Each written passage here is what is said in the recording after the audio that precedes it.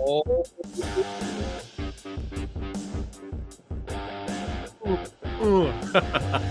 woo! Feeling that music, son. What is going on? What's cracking on my movie loving badasses, the movie dojo army? What it be like?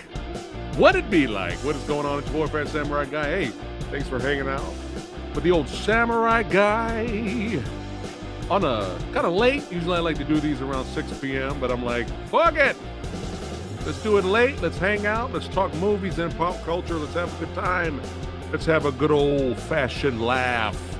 But we got to do the roll call now, son. We got to do the roll call. Who is up in the heezy? Severio, what's going on? Brian Sanchez, what is cracking? We got Jake Hall up in here. That's right. We got Heather up in here. What is going down? We got Anubis. That's right. Up in the heezy.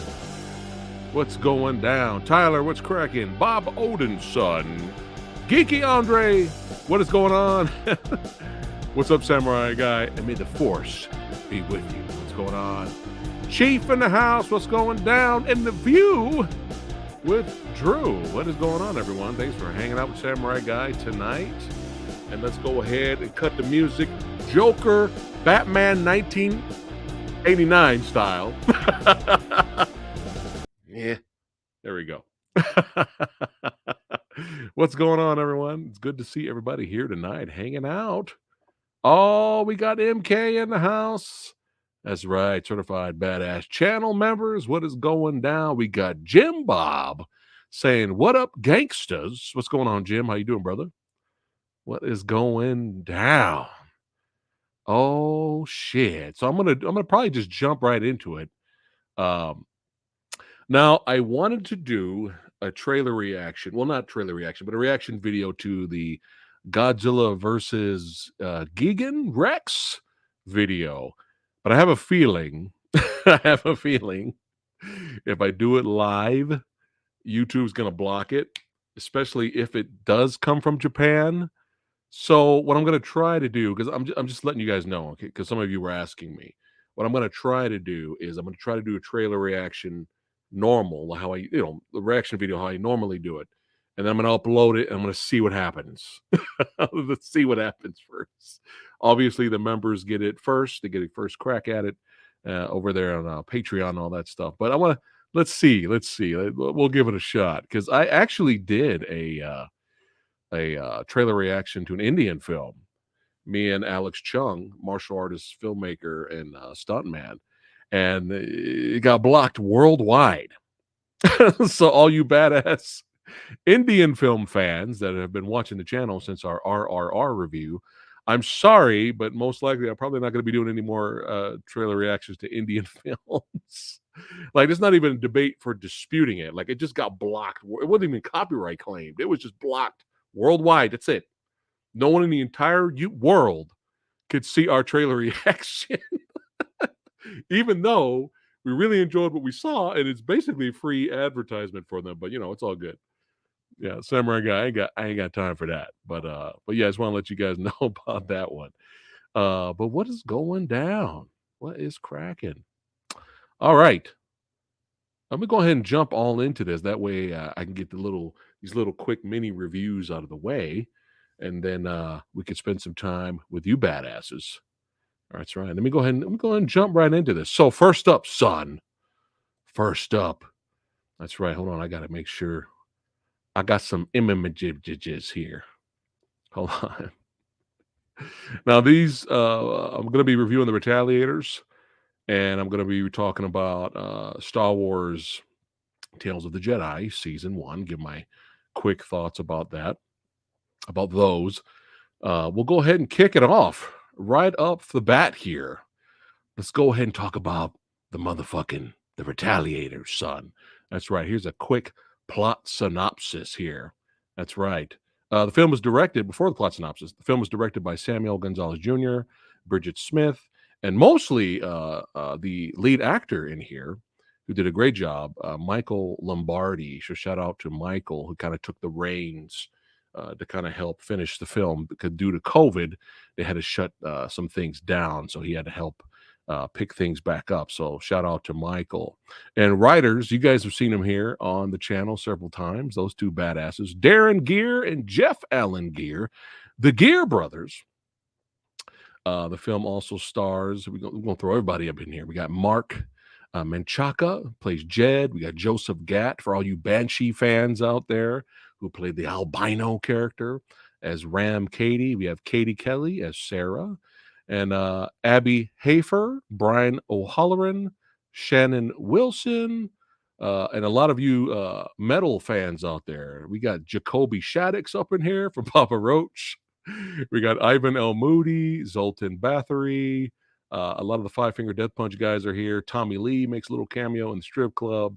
Just a lot of it's a metal occasion. It's a metal occasion. But yeah, we'll go ahead and jump right into this. So, brief plot synopsis here. An upstanding pastor uncovers a dark and twisted underworld as he searches for answers surrounding his daughter's brutal murder. So don't forget, guys, this will be spoiler talk. Now, if you don't want to hear spoilers, hey, you guys can watch this right now on Amazon Prime. You can rent it for butt cheap, and you can buy it even cheaper, which is awesome. Gotta get the word out there. Samurai Guy. Hey, I had to show support, and I had to go ahead and purchase that bitch. And I might actually buy it again when it comes out in physical. So, all right, what's going on? Megon 32. What's going down? Good to see you, man. And Egg Shen, what is cracking? All right, so I might be all over the place with this one, but right off the bat, right in the beginning, we have this crazy, intense opener, a very extremely violent opener to the film. You know, these two ladies driving in their van, they get stuck and they get attacked.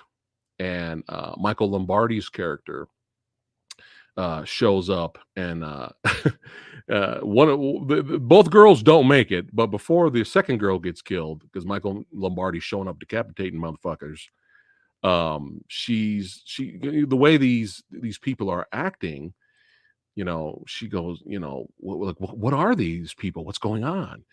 And right after he gets done decapitating one of them, he goes, "They're not zombies." You know, and I was just like, whoa, holy shit. Because the way their mannerisms are and the way they were just rabid and attacking people, I was like, what the fuck? They're not zombies. Holy shit. But right off the bat, right in the beginning, thrills and a little bit of action and some great gore effects and some kills right off the bat. And then that's old Bishop, the character Michael's playing. That's him getting dragged from beneath by his feet, getting dragged underneath the van. And then the film fades out, and then it gets, you know, we go back in time before the chaos happens. But yeah, the movie continues with you find out that Michael plays a priest, and he's got a loving family, he's got a loving church here, and he loves his kids. He loves his two daughters. And of course, any pastor would be overprotective of his kids, you know, especially his older daughter. And she pretty much was just kind of like, you know, hey, look, trust me, Dad. I know what I'm doing. Let me go out and have a party at this place. I know where I'm going. Okay, come on, give me some freedom. And of course, he was against it at first, and of course, he kind of he kind of like, all right, I'll let you have this one. Just be safe, you know. Before all this, we actually get a scene where him and his girls are going to buy Christmas trees, a Christmas tree for the house, and this douchebag of all douchebags shows up and just takes their tree, grabs their tree, goes up to pay for it. And of course, you know, the girls are looking at their dad like, hey, Dad, you gonna do something? And of course, he tries to intervene, and him being, you know, the pacifist and the bishop and all that, he doesn't, he kind of gets humiliated publicly by this douchebag who pushes him, gets in his face, curses him out, and takes a tree and doesn't give a fuck and walks away. So, you know, it's very difficult, but you know, the father is trying to teach them to turn the other cheek, you know, get those morals in there. You know, you don't want to become the villain. You don't want to become what you hate. is kind of what we are introduced here in terms of themes with this film. But let's fast forward a little bit, and the daughter stops at this gas station, his oldest daughter, and uh, unfortunately, uh, our boy here, I mean, this guy plays such intimidating characters. Again, going to his albino character from the show Banshee, Joseph Gatt is just really good in this movie. He doesn't even have to act really. He's just already intimidating. But yeah, Ram Cady is the character he plays, and he's just eyeballing uh, uh, the bishop's daughter. Right after this, there's some bumping in the trunk of his car, and she notices there's somebody in the trunk yelling for help, trying to get out. And before this sequence happened, we had a little drug deal go down. Unfortunately, this guy was in a wheelchair. He was doing the dealing. And so the character of Sam kind of takes advantage. I'm sorry, Ram takes advantage and kind of fucks up the dude, steals, keeps the money and the drugs and throws them in the trunk. Well, she hears all the ruckus and the noise, and he's just like, all right, fuck. I got to do something about this. Plus, he was eyeballing her up anyway. And the chase is on, and it sucks, man. She tries to get away. She tries to call her dad, but unfortunately, it does not go well. And credit to Michael's performance after that when he gets the news and he arrives on the scene, and he's just, really good performance right here from Michael. And then the movie basically moves forward in terms of, showing the bishop's how is he dealing with loss now? How does he move forward? You know, there's these moments where he just out of desperation would go out in the night and just drive around trying to find out, you know, what happened, and try to get some clues and some answers. Of course, he doesn't find anything. He's then met up by a detective, again played by Mark here, who plays the character of Jed. And he shows up and he's like, "Look, man, I'm looking into it. I'll keep you posted on, if I find anything." Again, this is affecting the rest of the family, especially the younger daughter. My only little nitpick, and it could be I may have missed something, was earlier the daughter was kind of dealing with. I'm assuming the mother is dead, because she's not in the film. Unless I totally missed something, I could have missed something, but it seemed like she was kind of dealing with the loss of her. She was in like a counseling group, and I kind of wanted to, explore that a little bit more and find out exactly what happened in detail, what happened to the mom. But like I said, it's possible I may have missed that. But it's affecting the rest of the family. And so, the father sends his youngest daughter off with her aunt. And then we basically, our buddy Jed here, really good acting in this film from this guy. He shows up. He meets up a little bit later, the kind of follow up meeting with the bishop, and he says, "I got him. I got him." And of course, the bishop's looking at him like, "What are you talking about? What are you talking about?" He goes, "I got him." And before he talks about that, he talks about this story that happened 10 years ago, and how he had to do something he had to face his fears, you know, and he had to do something to help cleanse him, himself. And so we're introduced to the pretty good performance from Jacoby here. We're introduced to this character who's just like this insane serial murderer, rapist guy, and he arrests him, but of course he ends up getting out. Well, as soon as he gets let loose, who is he going to hunt for? He's going to hunt for the guy that put him in prison, right? So, unfortunately for Jed's character in the past, 10 years ago, he had to deal with, you know, uh, Jacoby's character, Quinn, showing up basically and killing his wife and wife and a brand new baby on the way. Yeah, it sucked. It's like, fuck, man, this guy's insane. So then he so then later he goes, Jed goes, and we ended up catching him, and he's now serving life, and I'm kind of like, wait a minute, how did you cleanse yourself, if he is serving life? I mean, what's going on here, right? And then you find out later what he meant by serving time. You'll see what he meant the whole time by, you know, Quinn serving time. That gets revealed later, but he goes, I got him. Now, before I turn him in or do what I need to do with him, I can give you 2 minutes with him, and no one needs to know. It'll be our secret. Do you want to come? And of course, the bishop's like, uh, I don't know. Are you insane? Like, what are you talking about? But he follows them anyway.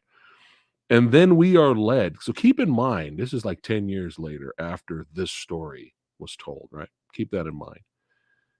Then we are led to a house. Jed's house is as a secret place. And we're led downstairs to a lair. And then you see Jed actually caught up with Ram and put a needle in his neck and basically abducted him, hung him up in his house, and saved him for the bishop to get his revenge.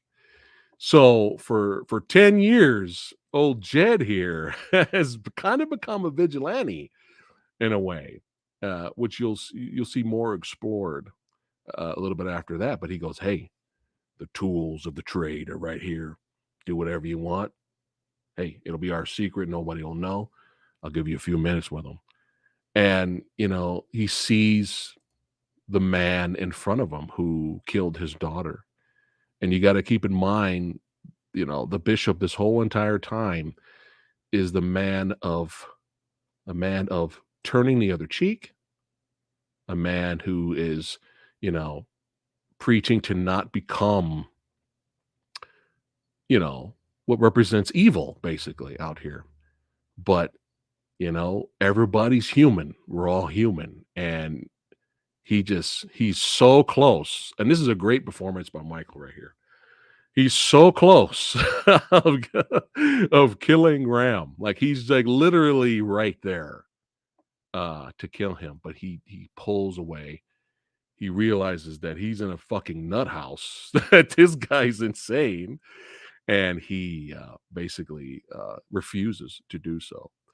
Meanwhile, on the outside, we have Ram's brother here and his buddies, Vic. This is Ram's brother. They meet up with another gangster who's like, yo, where's your fucking brother? Hey, what's going on? My drugs and my money is missing. You guys better find him. So on the outside, we have Vic and the rest of his crew going around kicking ass, taking names, and trying to find where Ram is. I'm saying, what the hell is going on right here? And then we are finally up to speed now. We're back to the craziness where the bishop gets grabbed and yanked away. And he wakes up. He wakes up next to all of these crazy motherfuckers. Like, he wakes up tied. And he's like, what the fuck is going on? And this is like my favorite part of the movie, because this is where the tone completely shifts and the movie turns into something else. And you guys know how I've always said that I love that about certain movies that start off as one thing and it turns into something else that you weren't expecting. And that's what this movie does. And so you find out, so for the whole 10 years, Jed has been collecting criminals, torturing them, cutting off a few limbs of some of them, and of course he feeds them, but he's been torturing them for like 10 years. And of course, our boy here, this is where he's at. He's down here too, who has been tortured for over 10 years, serving time, right? Life sentence, right? And these guys are almost subhuman like. They've been tortured and fucked up so badly that they've basically lost their minds to the point where they almost act like zombies in a way. They're just you kind of think more of the crazies than less zombies, more of the crazies. And these I'm just like, holy shit, man. So, of course, as soon as Ram's brothers show up, all hell breaks loose. I mean, it is chaos, man. Ram's down there. You think he's dead. You find out later he survives.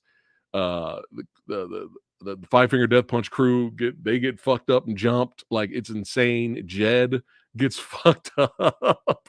Everybody gets fucked up, but our lead here, the bishop, breaks loose from his binds, arms the fuck up, and just starts fucking people up and trying to escape. And this is where a lot of the action and the thrills, chills, and spills come from this part. The third act is fucking nuts, you guys. Like it is, it's chaos. Oh, and the soundtrack to this movie is also pretty badass too. A lot of metal artists are on here as well. And I don't know if this was meant to be funny, but as soon as he's like commandoing up, right? You got the hard badass music, right? Like he's getting ready, yeah, right? Something like that, right? And he's like arming himself, and then he gets on the motorcycle. He's trying to get away while the upbeat music, heroic music, metal music's playing. And then all of a sudden he hits something and falls off the bike. And as soon as he hits something, the music stops. And I was laughing my ass off. So I don't know if that was meant to be funny or on purpose. But that was hilarious. Like, yeah, he's he's ready to fight back. He's dead. He's on the ground. Cut. So I don't know if that was meant to be funny, but I found it entertaining. But we got the subhumans are loose. So it's just chaos. Bishop is just like, fuck this. I have no choice but to defend myself and survive. And so we get some really great kills at the end here. I'm talking gorehounds and bloodletting fans. You guys will be pleased. There's some really good shit in here. Just straight up chaos.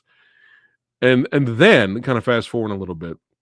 A poor couple, is cute little adorable old couple is like trying to set up the Christmas decorations, and then fucking Ram shows up, and it, it doesn't go well. But right at that moment, Bishop comes along there because they're all escaping from the same area.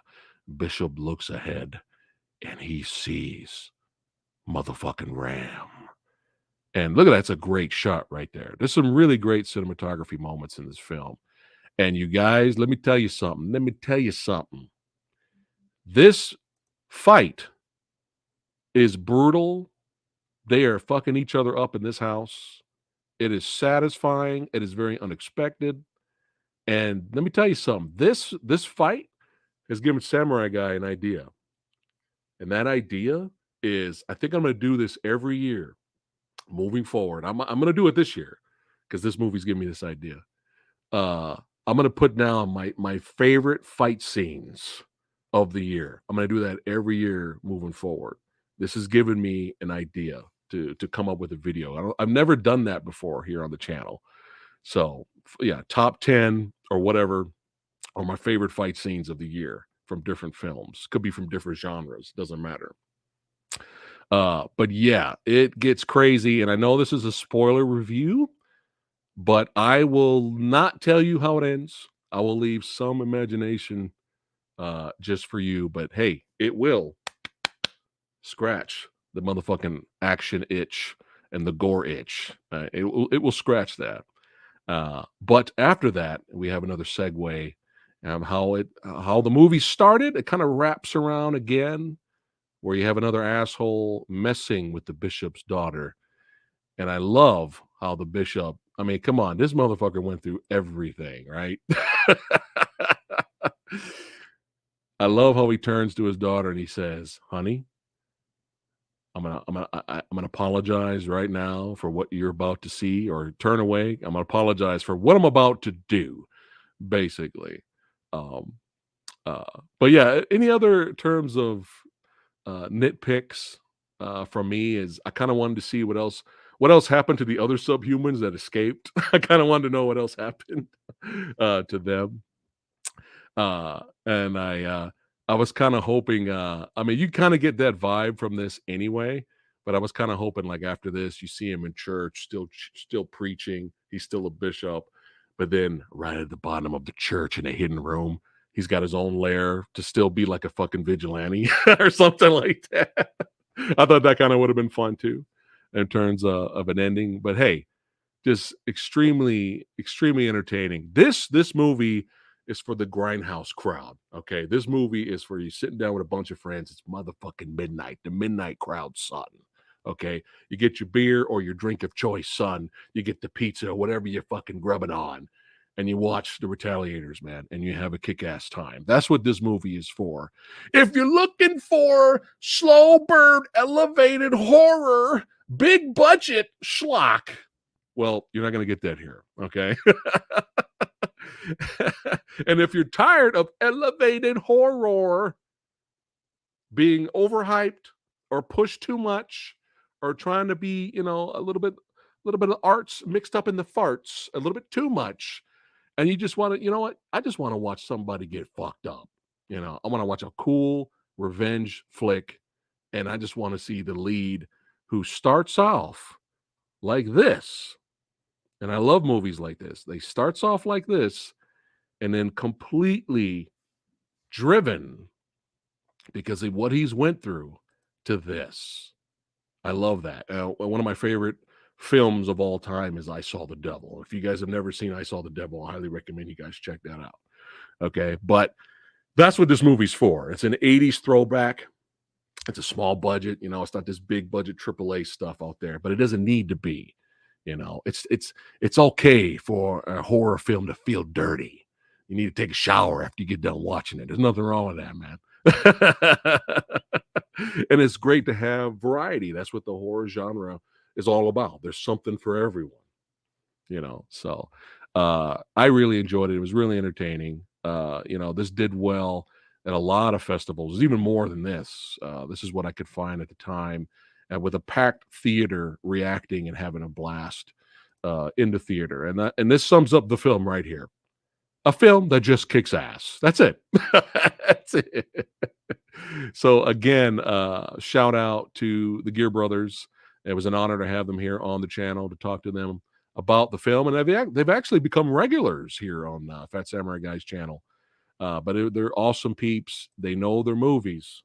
They know, and they're big genre film fans, just like me. And I'm sure there's a few of you, probably a lot of you out there that are genre film fans as well. These guys know their stuff. And if you think about it, if this is their first script, holy shit, I can't wait to see what they do next. So sorry, there's pressure on you guys.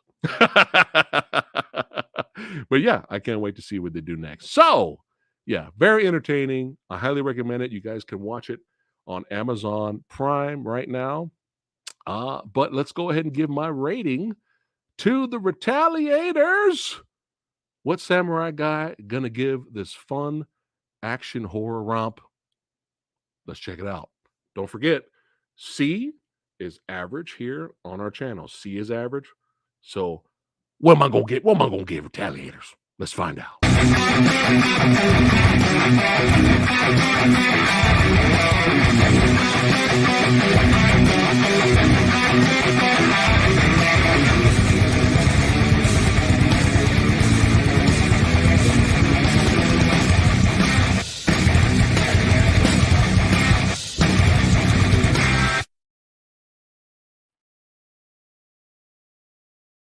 Yeah, son. That's right. B plus, baby. B plus. That's right. Highly enjoyed it. Highly recommend it if you guys are down for the late night 80s throwback grindhouse badass. A T. Badass a T.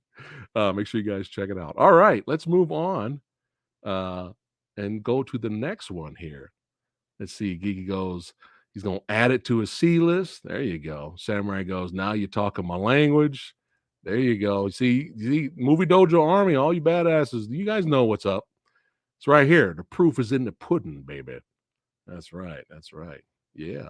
And it looks like you guys are enjoying my idea for favorite fight scenes of the year. I think I'm gonna do that for this year. Definitely. I'll kick it off and I'll do it every year. So there you go. We got Chief saying he's got to check it out. It looks badass. There we go. All right. We got some badass supporters here. All right. You guys fucking rock, man. All right. Yeah. All right. Cool.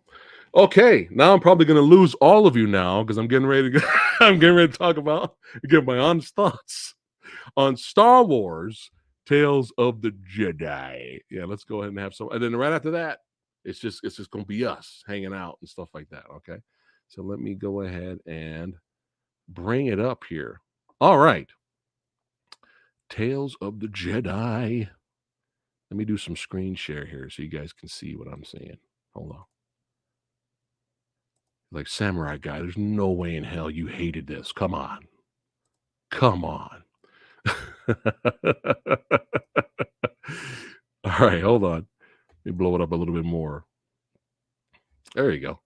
And I'll be going back and forth and whatnot. So, all right. So let me go to the beginning here. Back to the beginning. Don't want any copyright. Don't want to show the don't want to show the video trailer there. Plot synopsis: it showcases animated shorts that feature Jedi from the prequel era. That's the whole idea behind Tales of the Jedi Season 1. It's created by Dave Filoni. That's right. All you Filoni fans out there. It seems like everything that guy does is so well done. But yeah, let's go ahead and jump in the episodes here. I did not know what to expect. You know, our boy Rick Myers he was a huge fan of this. He was raving about it on our action film autopsy video we did not too long ago. So I'm like, man, I have to check this out. But yeah, let me try to get to the episodes. Okay, here we go. All right. Let me make sure everything looks good on the screen there. There we go. All right. So the very first one is called Life and Death. It says a child goes through a rite of passage with unexpected results. All right, let me click on this. Unfortunately, I don't know why. There's really not a lot of photos here, really, unfortunately. But I'll click on this so we can talk a little bit over it here. So it's Dave Filoni. So you guys know we're gonna get some Ahsoka up in here. And so this one was okay. It's fine. I didn't think it was really needed. But you get a little bit of Ahsoka backstory here. She's just a newborn right here. And her mother takes her into the woods. It's kind of a rite of passage thing. And then there's a creature, kind of an animal, almost like saber-toothed tiger-like animal shows up. And the mom gets into a scrap with it. The saber-tooth-like tiger takes Ahsoka into kind of that's her prize, right? I'm gonna have some Ahsoka burgers later, right? And of course, the Force. You know, once the tiger animal looks into Ahsoka's little baby ooga booga eyes, oh, he's so cute. Oh, he's so cute, Ahsoka. Oh, da, da, da. He falls for Ahsoka. And Ahsoka uses the Jedi.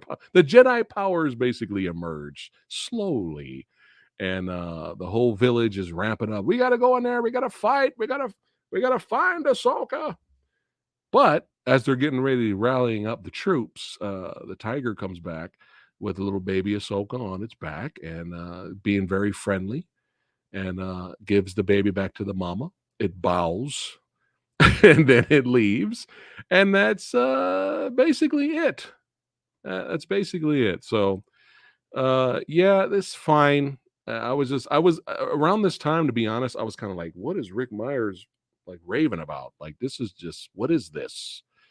But I was like, well, I'm sure I trust the Rickster. You know, we agree to disagree sometimes, believe it or not. But I was like, okay, I'll be patient, like I always am, and let's keep on rocking and rolling here. So, but I thought it was kind of pointless, to believe it or not. And I'll tell you why a lot of these episodes are pointless, and I'll get to that. Justice now, now,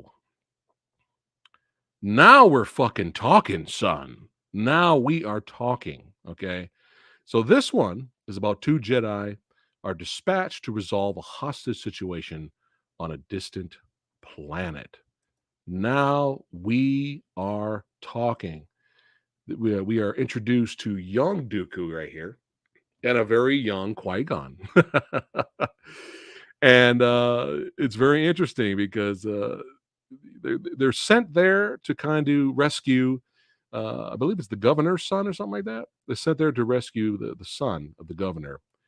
And what they find out is that the people there basically they're the ones that captured the son because they're tired of the tyranny of their so-called leader.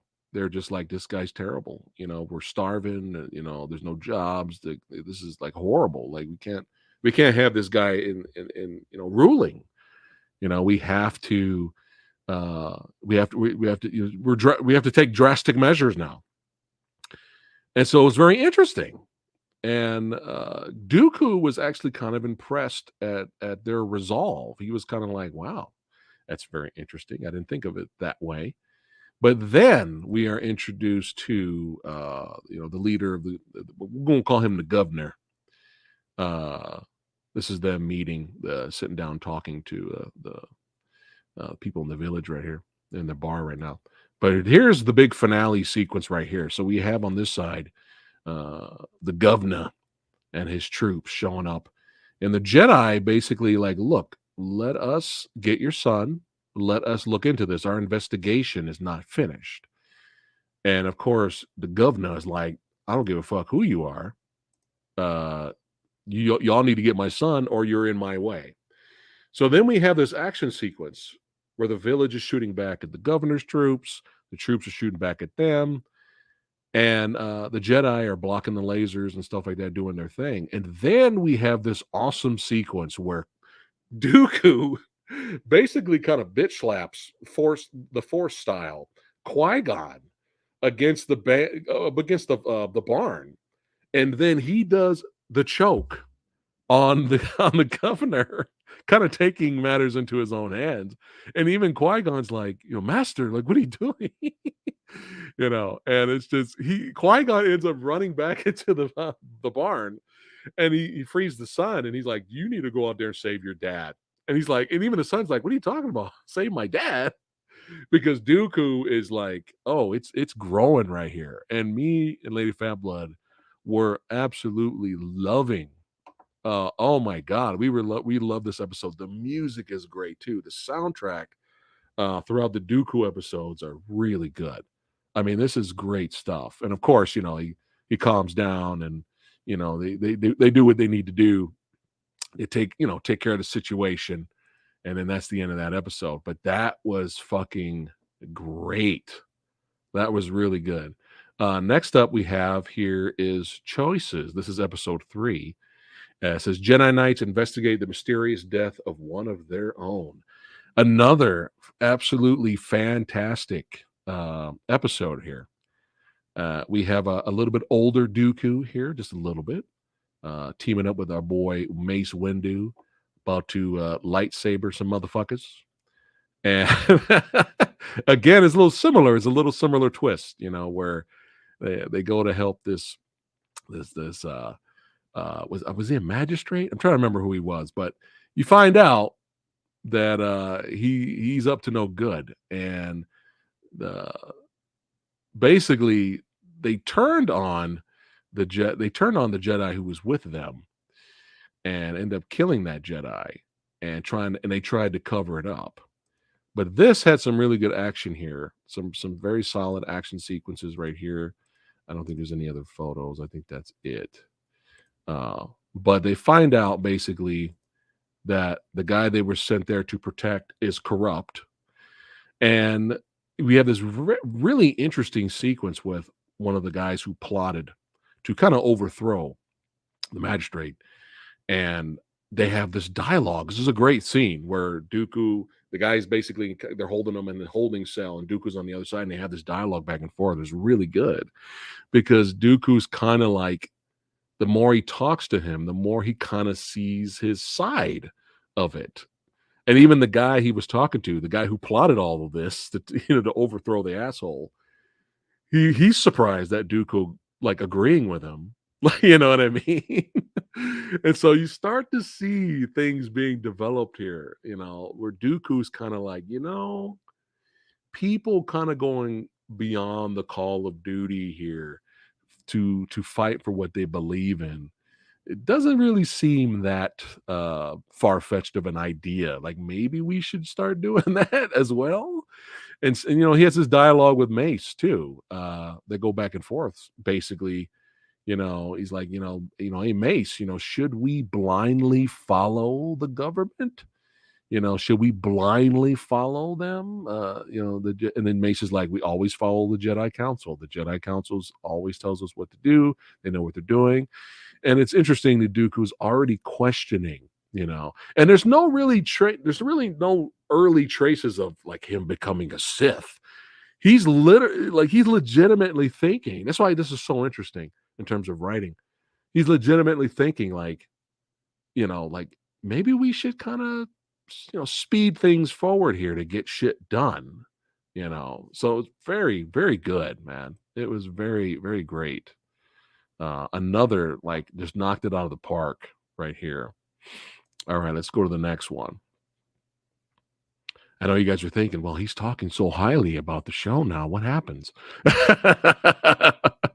You'll find out. It's not as bad as you think, but you'll find out. Well, actually, it might be for some of you. Now, the Sith Lord. We have episode 4 here. A Jedi Master makes a troubling discovery. And I know you guys might be thinking, why is Yoda wearing a wig? Well, it's not Yoda, it's Yaddle. It's Yaddle, Yaddle, played by Bryce Dallas Howard. And it's cool. Liam Neeson did come back, as well as Ian McDermott came back to voice their characters. That's always awesome.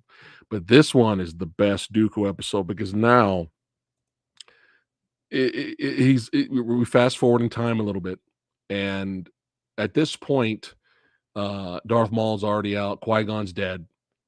There was this really interesting sequence dialogue between both of them right here, where she's like, "Why aren't you at the funeral?" And he's just kind of like, "He's with the Force." I'll always be with him in a way. He's with the Force. There's no reason for me to be there. Plus, I have more important things to do. And of course, she didn't really understand that. But just really, just showing Dooku just being he's so layered as a character here that right around this time I stopped and turned to Lady Fat Blood and I was like, I want a Dooku series. I want a fucking Dooku series right now. You know what I'm saying? Like I was just like, this is so good. He was contemplating here. This was like he said that this was Qui-Gon's favorite spot to just stare and be in awe of an actual real tree right here because he did not grow up around those things, and that's kind of how he's paying his respects to Qui-Gon without going to the funeral. But we fast forward a little bit. He meets up with the Emperor, who's not the Emperor yet. And I love the Emperor. Every time he sees Dooku throwing down with Yaddle, you see him crack a smile, like he's enjoying it. Like he's kind of getting off on it. This is another great episode. She follows Dooku. She feels like something's not right, and she overhears what Dooku is discussing with Palpatine. And she's like, "Oh, we got to stop this. We have to stop this." And then Dooku has to make that hard choice. And it's very interesting because you could tell he actually kind of cares for Yano. Like he didn't really want to fuck her up, but he's put in this position now. He has to, because now she knows the plan and she's going to go tell people. And she even tries to escape. But we have a nice little fun fight. Great music score. You got, Palpatine in the back, doing his doing his doing his thing in the back there. And I love how he closes this gigantic. It's like this huge like wheel of a door that raises up, and he kind of uses the force to slam it down on Yaddle. And I love how Yaddle gets up. She's like, "Nah, I'm not done," but she kind of is, and then she rolls forward, and then Dooku makes it personal and walks up close to her. And he's got no choice; he's got to do it for the Republic. And he takes the final strike. Boom, dead. I was like, "This is fucking amazing. This is amazing. Like this is so good. Like we are on board here, man. This is so fucking good. I want a Dooku series. Like this is so good. And it's and what's crazy about I see what Rick Myers was talking about, how he's saying how Filoni's trying to fill in the gaps and salvage what a lot of this movies did wrong. And it's kind of true because with these 3 episodes, you've learned more about Dooku, his past, what he thinks, what makes him tick, then he's just bad guy. In the prequel, in episode 2 and episode 3, he's bad guy with red rapier looking sword, which is kind of cool looking. I mean, played by the amazing Christopher Lee, but he's just bad guy. That's it. This you could see it develop where he's legitimately not necessarily right away joining the dark side. Not right away, but he legitimately believes what he is doing is for the betterment of mankind. It's for the Republic. And we never got that with the movies. He's just bad guy. And I really, really, really love that. Just fantastic stuff. Now, where this little season loses me, let me go down here. Let me go back to the episodes. Hold on. Get some water. Come on. Here we go. Here's where I start to lose interest. So episode 5. So it's like, do we need this? Okay, here we go. This is where I'm probably going to get some flack. I'm tired of early prequel Clone Wars Ahsoka. I'm tired of it. I'm over it. I know Ahsoka's his girl. If Filoni's on the project, Ahsoka's going to come in. Okay, I get that. I don't have any issues with that. But for someone who's seen the entire Clone Wars animated series, all of it, we already know. We already seen her in training sequences. We've seen her character start off as a ridiculously annoying and having this huge ego, and then she had to go through some shit over time, which matured her character, and now she's the badass that we know and enjoy watching. But I'm like, why are we wasting time? Like, I get it. I get the point. I get the purpose of this season because we're in prequel territory. I get it, but I'm so done. I'm so done with early early Clone Wars annoying Ahsoka. I'm done. Like let's move on here. But anyway, this whole episode is just her training. That's it. And I'm sure a lot of you guys enjoyed that. But I'm sitting here like we've seen her train. We've seen this. We've seen her and Anakin go back and forth. We've already seen all of this. And of course, she overcomes her training and she becomes badass and all that. But I feel like with those first 3 Dooku episodes, we could have kept going. We really could have kept going with something we haven't seen before. This I've seen it already. I'm over it. I'm so over it. So, all right, enough of that. That's all that episode was. That was literally all it was. So we wasted an episode to show everybody something they've seen already. All right. Now, this next episode, again, it's Ahsoka again. This is the last episode. This is episode 6, Resolve. A former Jedi is faced with the truth that they cannot do something they are not. So this was a little bit. This was better than the previous episode. It was semi interesting, but again, we've seen a lot of this. So of course she goes in hiding, and she chooses to not be a Jedi anymore.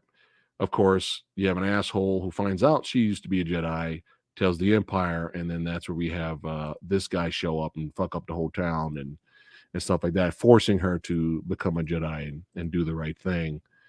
But I'm just kind of like, I feel like we saw that already. And I know I don't know why I thought this was Revan. I think some people in the comments last time we did Action Film Autopsy were telling us Revan, and I was like, oh, Revan. I was like, wait a minute, timeline wise, that doesn't make sense for this to be Revan. But this is badass generic guy number 5, and I was hoping we'd get a really cool fight scene, but no, just one move, she kills him, that's it. So even the fight wasn't that entertaining. So and that's it. That's really the end of the season. So hopefully season 2 we get more stories that we haven't seen before. I want to see when we saw Rosario Dawson show up as Ahsoka for the very first time in The Mandalorian season 2, and we seen her mature, badass, but still not perfect in dealing with stuff. And those are the kind of characters we gravitate toward, the characters we root for, because they're not perfect all the time. They go through shit. It was so awesome seeing the action set pieces of Rosario Dawson kicking ass. Like I was like watching this, like this is fucking amazing, right? That's what I want to see moving forward. I want to see that moving forward. I don't want to see enough with prequel era Star Wars prequel Ahsoka. We've been there. We've seen it all. Enough. I don't want to see it. I don't want to see it. Okay.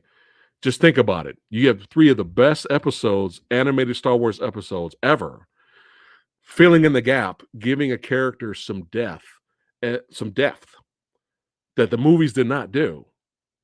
But we had to sneak in baby Ahsoka episode, filling up time. Something else cool could have been there. A training episode, filling up time when something else cool could have been there. Like the last episode is fine. It's okay. But yeah, like it's time to move on. I want to see again. Let me know in the comments below if you got or chat right now if we're still getting that live action Rosario Dawson as Ahsoka series. That's what I want to see. I want to see new adventures with her moving forward, even in animated form, as long as it's new. You see where I'm coming from with this? As long as it's new, I'm there. We are there. Me and Lady Fabload are there. We want to, we want to root for this character.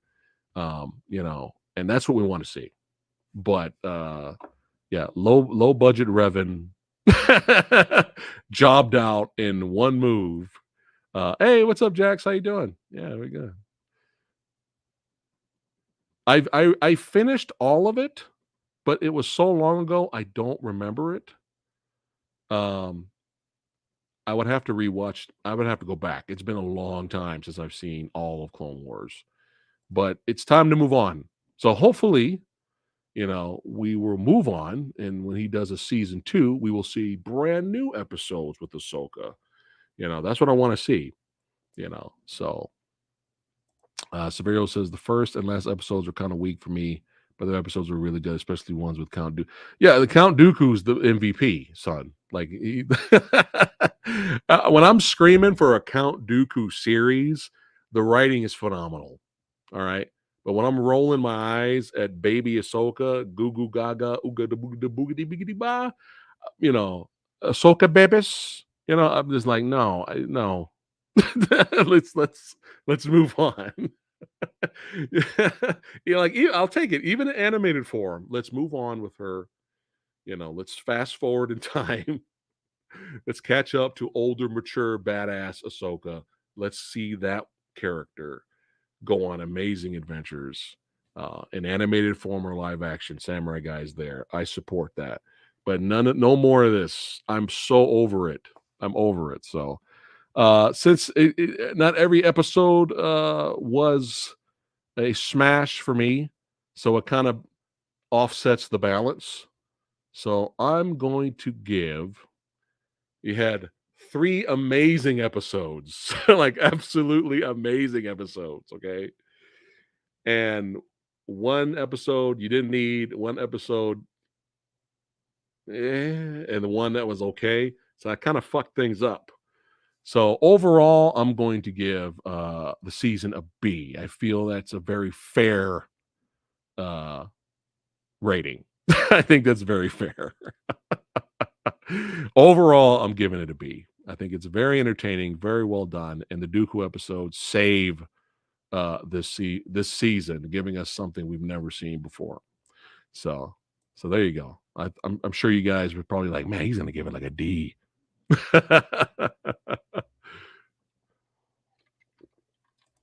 All right, Bob Odinson. I think this Ahsoka series is going ahead. It is a Filoni and Favreau. Okay, good. That's what I want to see. That's what I want to see. I'd like to see tales of other Jedi, like Luke, Skywalker Adventures, Return of the. See, there's so much. See, you guys see what I'm talking about? You see what I'm talking about, right? Those other 3 episodes, you could have taken them out and put something more interesting, something we haven't seen before, right? That would have been. I would have gave it an A. I probably would have gave Tales of Jedi an A. So, Severo says they were short, could have been longer.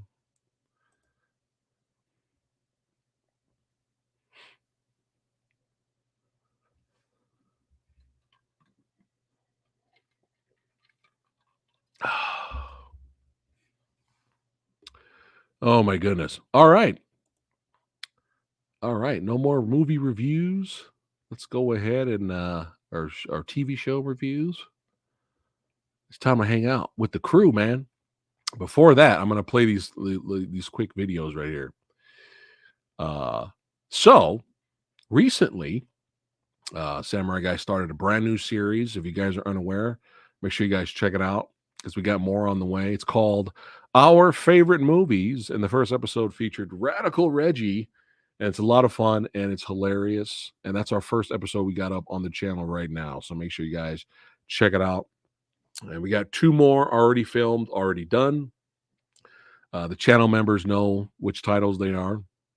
Eventually, when I get done editing those, they'll be released on the channel.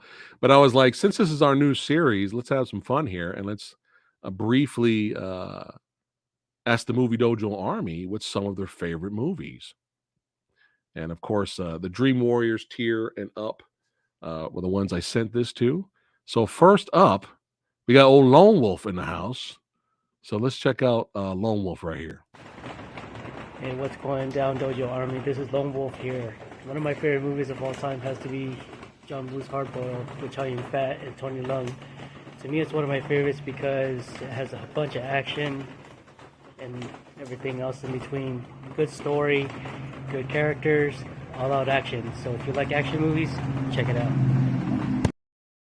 Nice. Great pick. Hard boiled. If you guys have not seen the John Woo action movie classic that some people consider the greatest action movie of all time. Oh, yeah. It's that good. I'm not going to argue against that. But yeah, thanks, Lone Wolf, for give me your video, one of your favorite movies of all time. Now, either 3 things are happening in that video. Either 1, he's making popcorn. 2, it's raining. Or 3, he's watching Hard Boiled on. He's all gunfire. It's going on in there. But yeah, let's see who we got next here. We got it's old Jake. All right, let's check out Jake right here.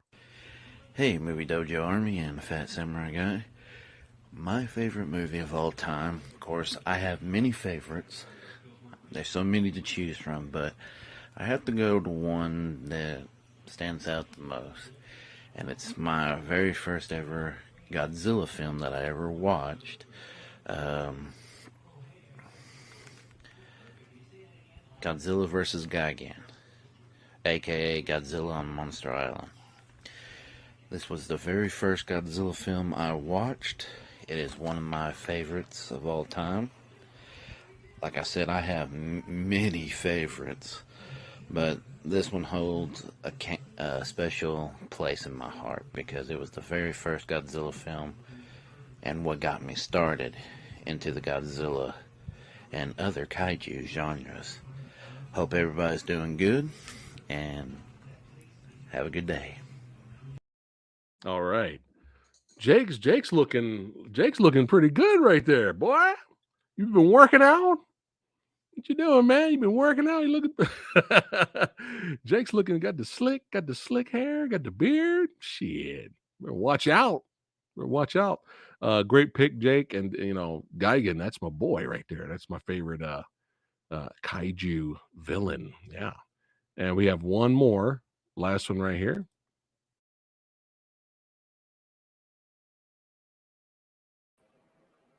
What up, everyone? DJ Anubis here with you from the Metal Tavern Radio, doing my video for my favorite movie, or is it movies?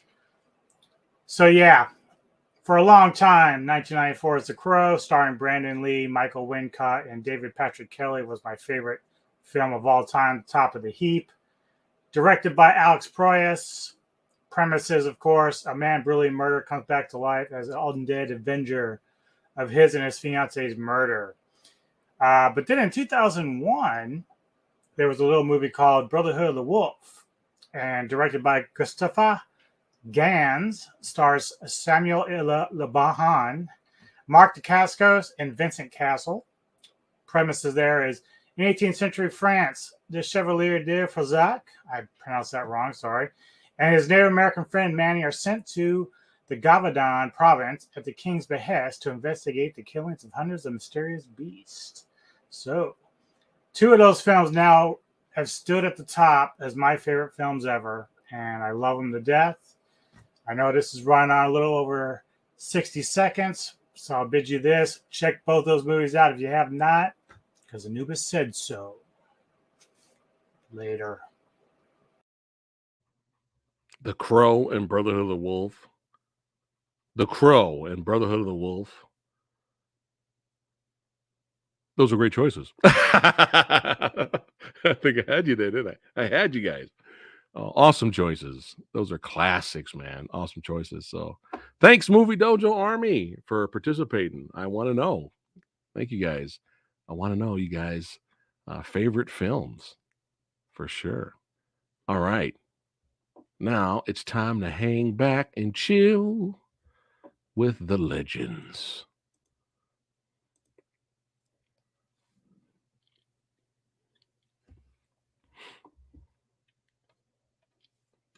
Jax, you should do a video with Anubis to test out your new laptop if I can't do it.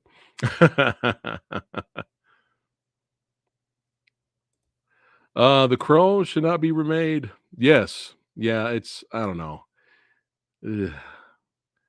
Maybe it's got a shot if they do their own thing, but if it's Eric, same character names and characters, I don't know. I still haven't seen Black Adam yet, music and movies. Doesn't the Black Panther come out this week?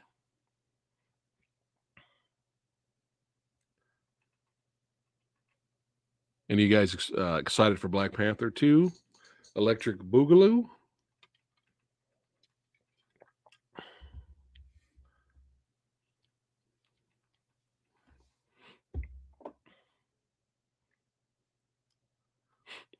Okay, it comes out Friday.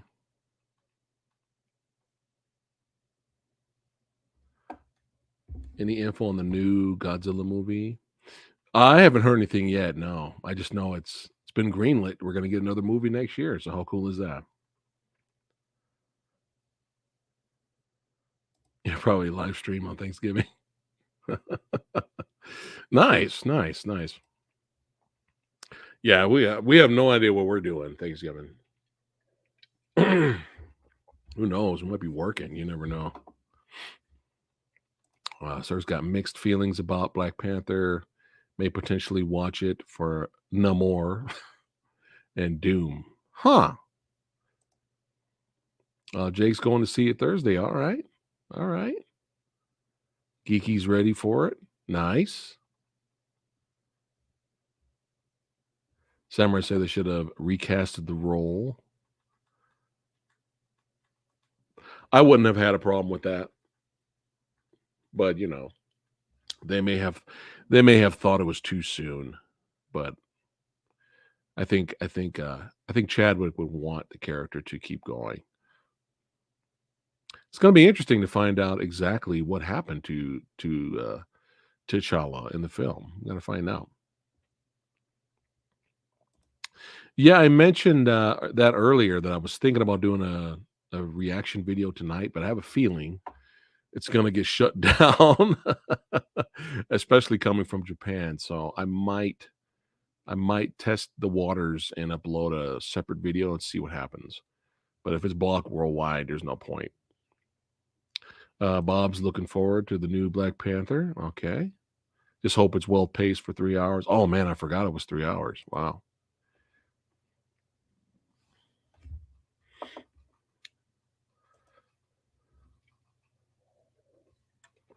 We'll see.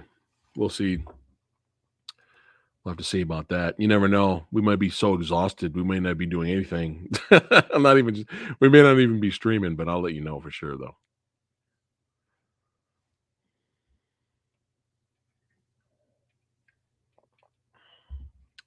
Oh, here's a question. Help me answer this, you guys. Help me answer this one. Give Steve-O some suggestions. There's a lot. Let's see, like Lone Wolf and Cub. Woo. I mean, there's a lot of samurai films out there that have the blood spray. But Lone Wolf and Cub, those movies are like on another level. So it's kind of hard. It's hard. I'm a big fan of the Zatoichi movies, man. There's a huge, gigantic box set that was released. I think it was from Criterion Collection. And it has like 25 to 26 movies in there. Those movies, the later it gets, those get pretty bloody. But I've always been a huge fan of Zatoichi movies. So let's see. John Flick last week told me he knows a guy who worked on Megan and said they changed it from rated R. Oh, boo. Boo. Boo. Horrible. Here, let me play it. Let me play it. Show the fucking blood. Come on, man. Come on. How you gonna compete with Chucky and not be rated R? Like how?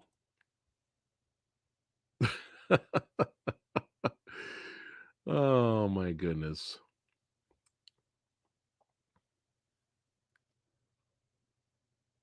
That's terrible, man. That's so bad. Well, I'm not seeing that in theater. Well, like I was going to see it in the theater anyway.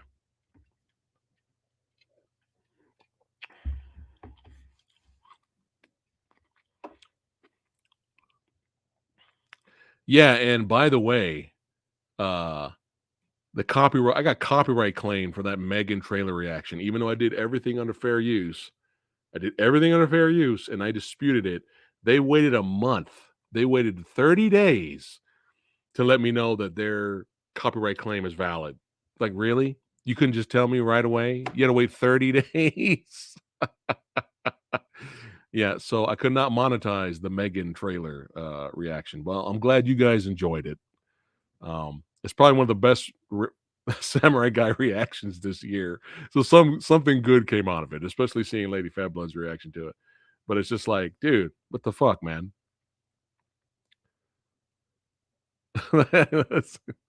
Most hated. Is Megan now a kid's movie? Come on, man. That's so bad. Oh, that's so bad. That's really bad. Yeah, I did everything under fair use. I had it small like this, making the video transformative. I had commentary over it. Followed all the rules. Samurai Guys follows the rules. But it's just some people, man. I tell you. Now I'd rather watch Bear in the Big Blue House. If Bear in the Big Blue House, what is that? It's a kid show, huh? Yeah, I think we're all saw something moving behind me. Jax. Hey, I don't know, it might be something else. No, it's most likely it's a cat. Yeah. The cats are out. Well, Gravy's in his little kennel. Had to put him in there and give him some food so he'll relax and chill out. Because he's the wild one, man. He's the ginger cat. Like, he just goes crazy. Like, if I was streaming right now, he'd probably just jump over my shoulder. Just be like, what's up? Like, I got to stream, man.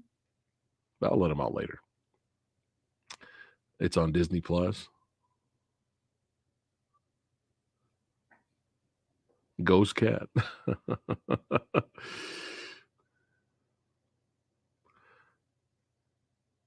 All right, we got Sean here. It says his favorite movie is Nightmare on Elm Street 3 Dream Warriors. It was his first. Well, Sean, hey, as an awesome pick, my friend.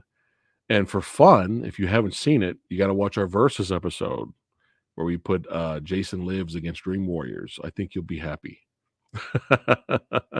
But yeah, it's a hilarious video. It's really fun. Tons of guests there. So in terms of kids shows, the last thing that got blue and that I can think about blue is Blue's Clues. That's it.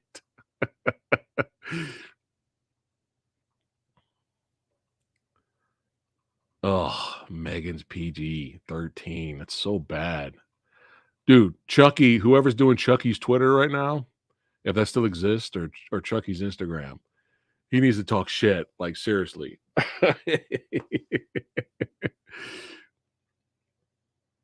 Oh, we got, all right. Favorite movie is The Raid from Steve-O. Another great pick. Nice. There's a Blue's Clues movie? I didn't even know that existed.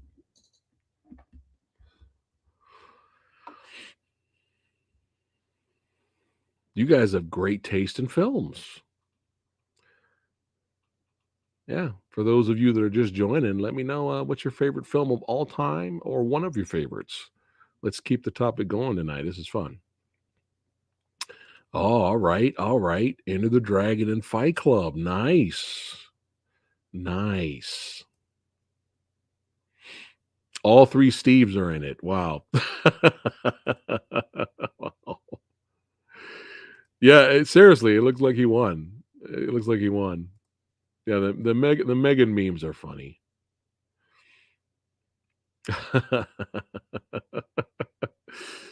Oh man.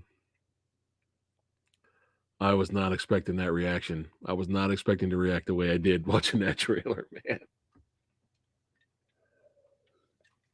Because sometimes, let's be honest, it feels like there's a killer doll movie every month or every week.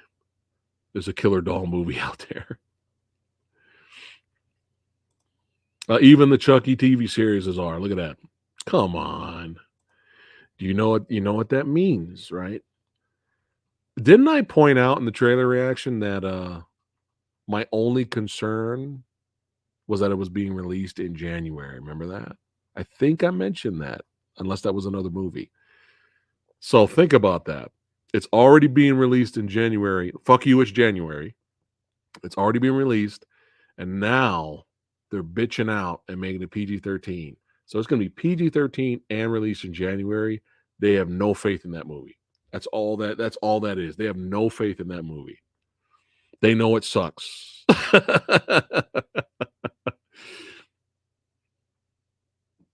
Do I remember Boglins? Yes, yes. I forgot them for a while, to be honest. And then when I went over Cinestalker's house, Danny, he had a couple of Boglins and still in boxes on the shelves. And I was like, oh my God. Like once I saw them in person, I was like, wow, I totally forgot about those. But yeah, Boglins are back again. We should watch him review the Elves movie. It depends on what my schedule is going to be, Jax. I think it would be cool. If Elves is on Tubi or YouTube to watch for free, we should do a reaction to it, like watch the whole movie. I think that'd be hilarious. Oh, so I did. There you go. I did say that. Okay. Yeah, they gave up. We got some Deadly Friend fans. Hey, at least Deadly Friend was R. It's all about the basketball death. That's one of the greatest horror movie deaths ever. If you guys have not seen the basketball death, the robot throws the basketball at what was it? I forgot her name. She was in the Goonies. She was in Throw Mama from the Train movie. And just throws the basketball and right at her head and her head explodes. It's one of the greatest hilarious movie deaths ever. Ever. So yeah. Deadly Friend by default is already better than Megan.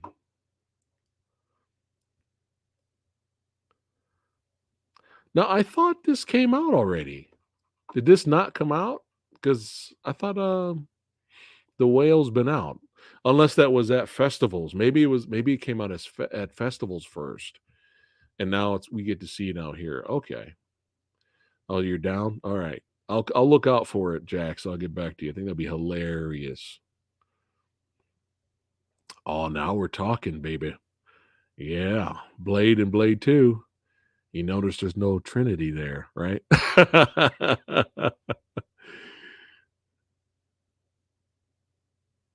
Let's see. That's true. Sci-fi allows Chucky to say the F word 10 times. Yes. You know what? I did a trailer reaction to it, but for some reason it didn't come out right. And just to show that Samurai Guy is real, I didn't upload another one because that would be a fake reaction, right? But yeah, I just decided. I don't know. Reacting to it live, it glitched out, so it didn't look good. But yeah, it looks like that'll be fun. So, I think we saw this. We saw the Riff Tracks version of this, and we were just like, "What? What is happening? What the fuck is going on, man?"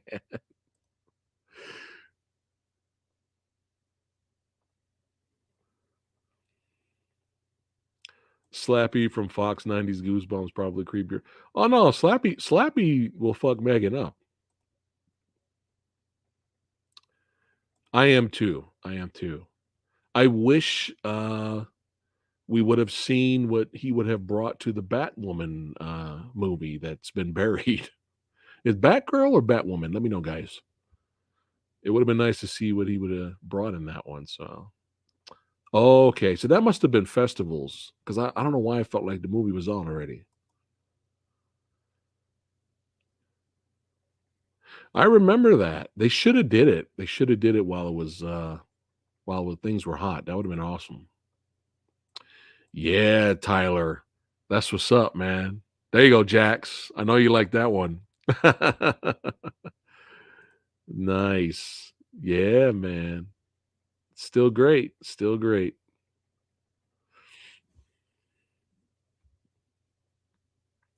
Batgirl. Okay. I think there's more fans for Halloween 3 now than back then. But yeah, it does need more attention for sure. I agree. But you'd think with but everything always going bootleg at some point, you think somebody somewhere out in Korea or Taiwan or somebody somewhere, Zimbabwe, I don't know. You think somebody somewhere would have a bootleg copy of the Batgirl movie. You think someone with all the technology, you think someone would have the Batgirl movie like ripped, you know? Either whether it's camera watching it in the theater, like snuck in that it was like for like the what was it? The early screenings for for people, the test audiences, like somebody snuck it in or after that. Because with the technology we have now, no one has Batgirl. Nobody in the entire universe. has Batgirl bootleg. I don't know, man.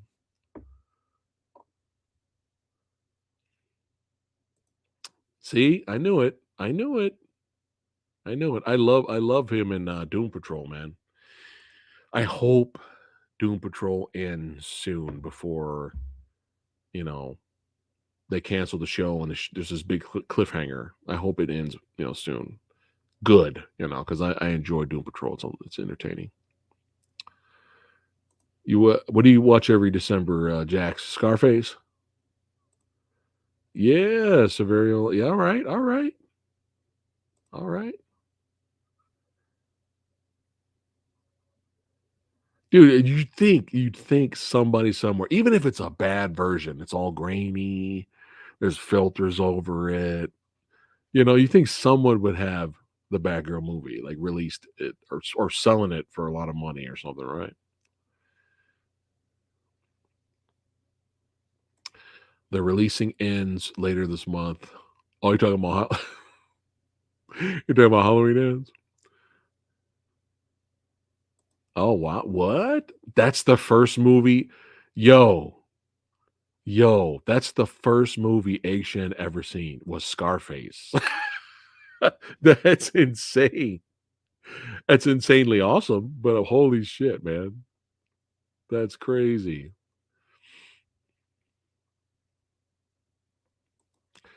Okay. Okay. You want to play rough? Say hello to my little friend. I actually enjoyed the original black and white Scarface. I thought that was kind of fun. I mean, obviously the Pacino one's better, but it was fun. It was fun for that era. It was fun. So I think we would all watch it for sure.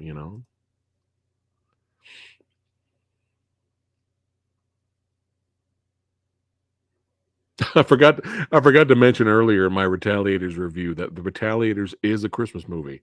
I forgot to mention that. Oh well. Say goodnight to the bad guy. Little cockroaches. Scarface is definitely one of those movies where um people love it now, but when it came out, the critics were like, "This is the worst thing I ever seen." It's on that list.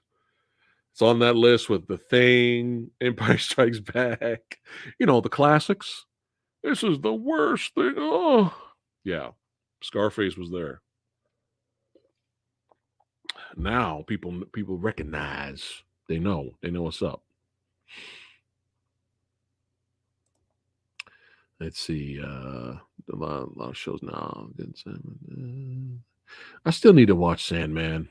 Maybe I'll wait. I bury those cockroaches. Maybe I'll wait till Sandman season 2 comes out, and then I can just binge all the way through. I'm still curious about that one. That looked interesting.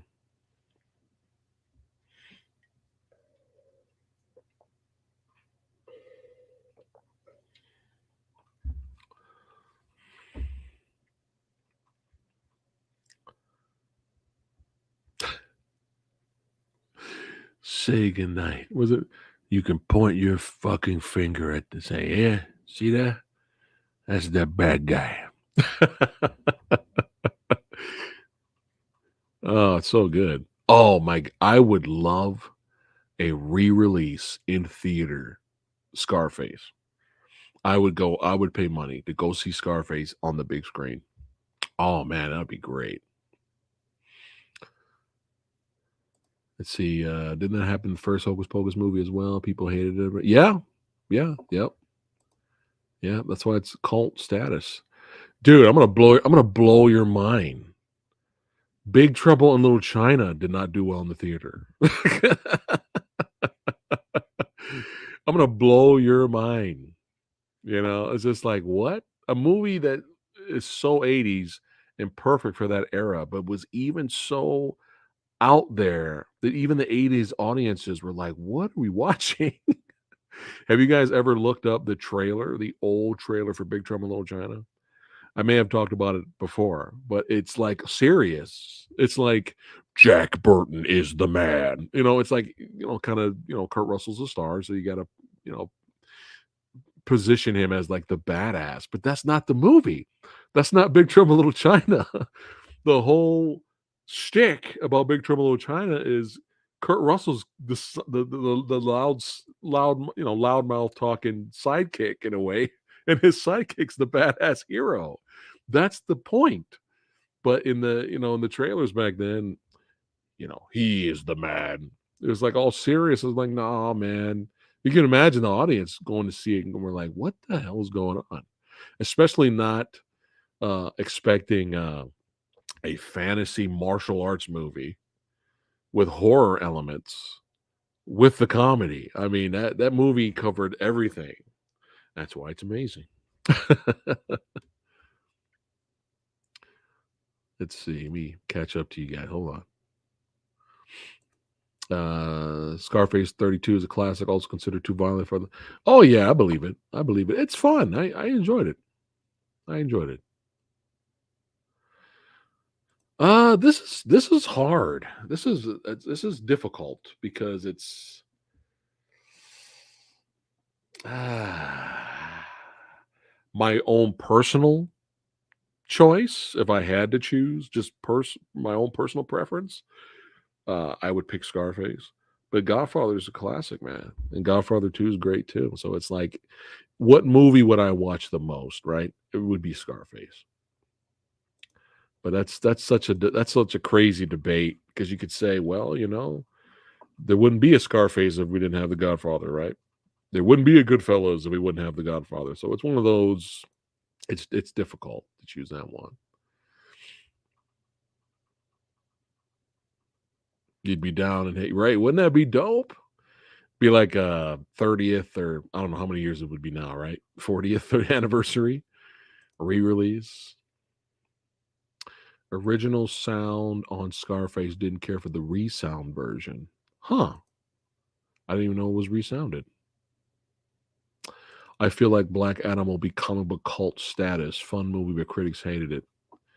Well, I mean, it made a lot of money, didn't it? It did well. Isn't this like the most successful rock movie? So I don't even know if it would be cult status now because it made bank. And there's a lot of fans for it. Like the audience enjoyed it a lot more than the critics. So I don't know. I think it's a success in a way. But I still have not seen it myself. So I have a feeling I'll enjoy it. Oh, man. I wish I wanted to do. Oh, I just didn't have time. I barely have time to see movies in theater right now. I'm probably not going to see Black Panther this weekend. I mean, it's just timing and financial things going on. So that's awesome. How cool is that to see that in theater, man? That's awesome. I feel bad for Michael Keaton because he is the Batman and Batgirl. He got pissed at Warner Brothers because of Batgirl from out of here. Yeah, that sucks.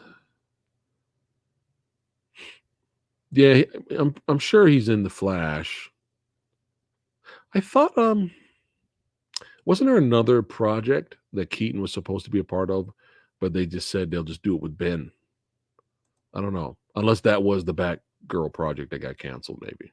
I'm not sure about it. I love the 3 Raiden-like characters. Yeah, the MK team admitted they took it. Yeah, yeah. Oh, yeah. I mean, come on.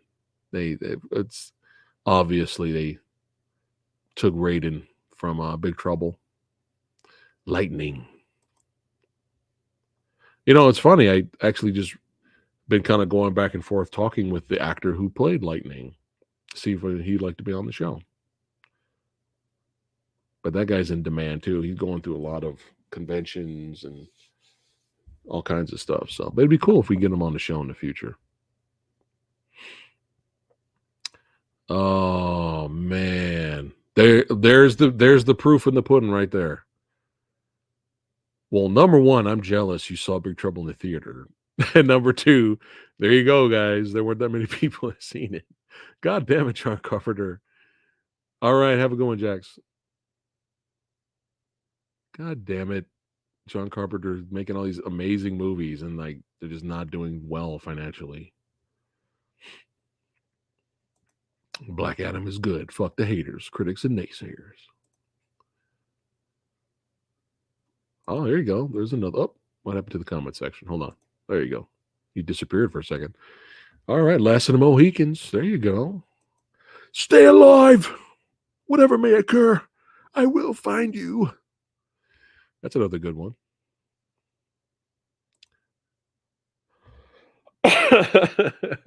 This seems to be the consensus I've been seeing a lot recently. So,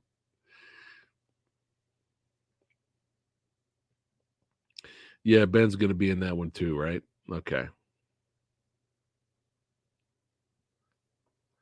I was curious about this one. All right, nice, nice.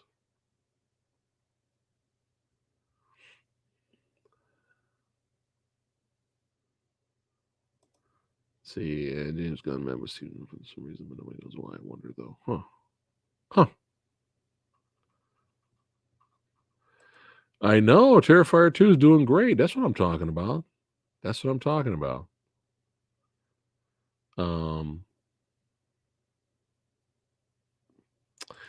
You know, it's funny. It's funny because I may have said this before way back, but you know, Spielberg, classic Spielberg, you know, is one of the greatest movie directors of all time, right? Not really been into his recent stuff, but I haven't really just not really interested. But classic Spielberg's classic Spielberg.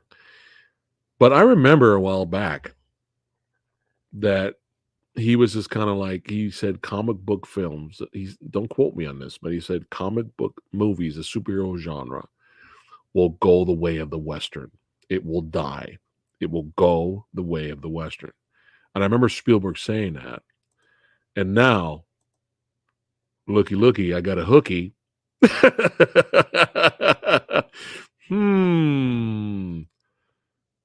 When money talks, bullshit walks, apparently. So, I mean, hopefully, whatever he makes is good, right?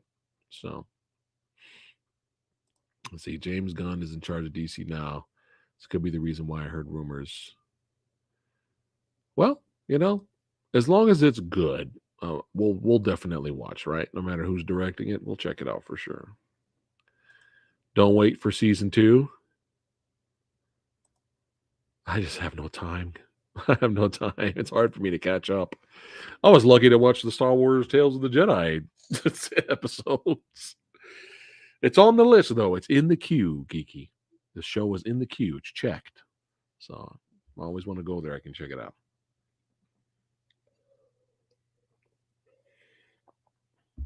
The only other rumor I heard a long time ago was there was this comic book based on fighter pilots.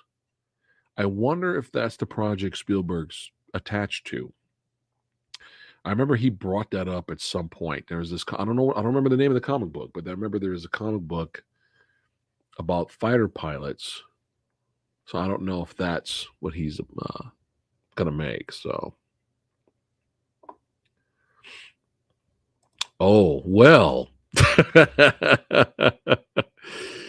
Oh, God.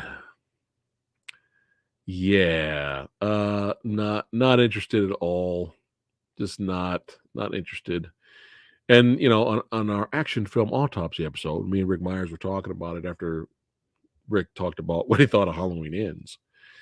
And it's just I had to mention like how did it happen that excuse me, I'm sorry about that. David Gordon Green, right? That's his name. How did this guy become the messiah of horror? Like how did that happen?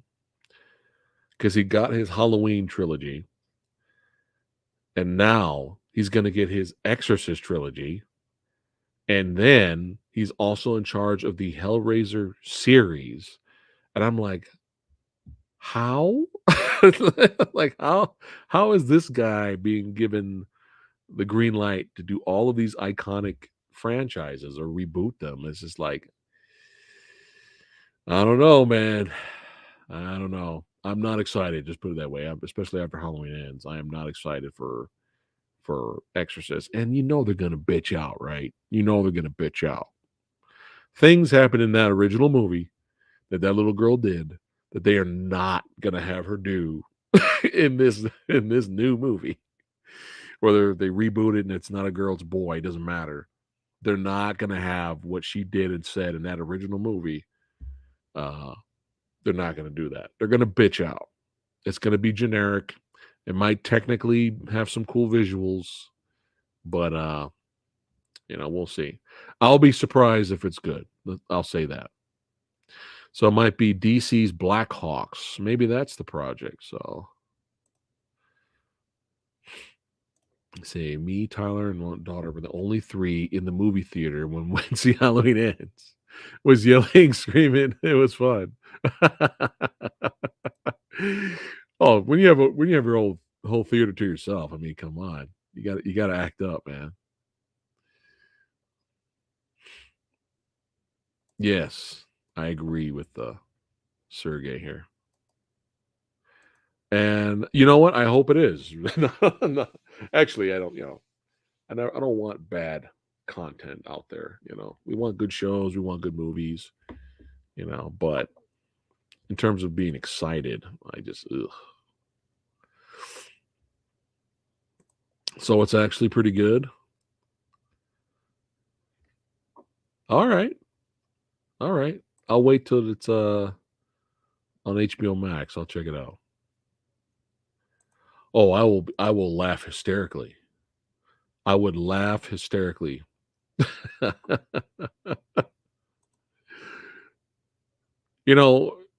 don't even. It's been a long time since I've seen the extended version of Exorcist.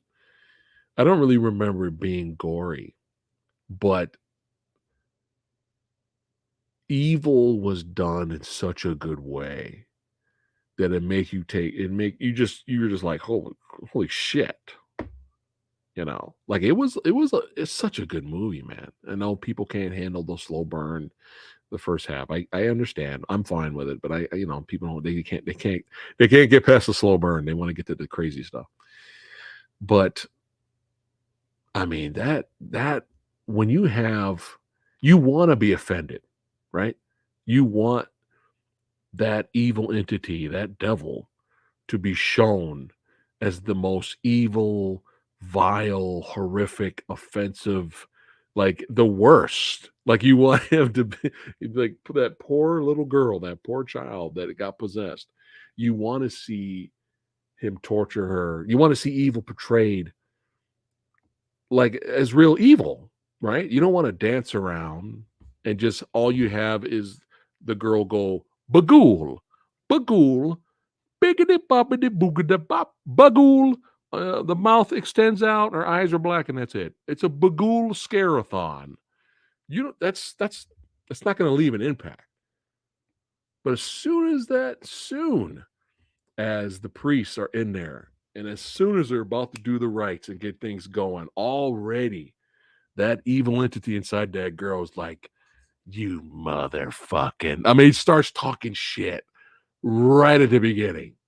Oh my God. Your mom sucks cocks in hell. Like you want that evil to be truly evil, to be offensive. You want to, it's got to be offensive, because that way you're like, dude, I'm rooting for these priests to do whatever they can to save this little girl and kill this thing, right? But when it's just a bagoolathon, it's just new child's going to be possessed and it's going to crawl up the walls and it's going to latch onto the wall and look back at the priest and go bagool. That's it. Or it's going to spit pea soup. That's it. Are they going to have the balls to take it farther, right?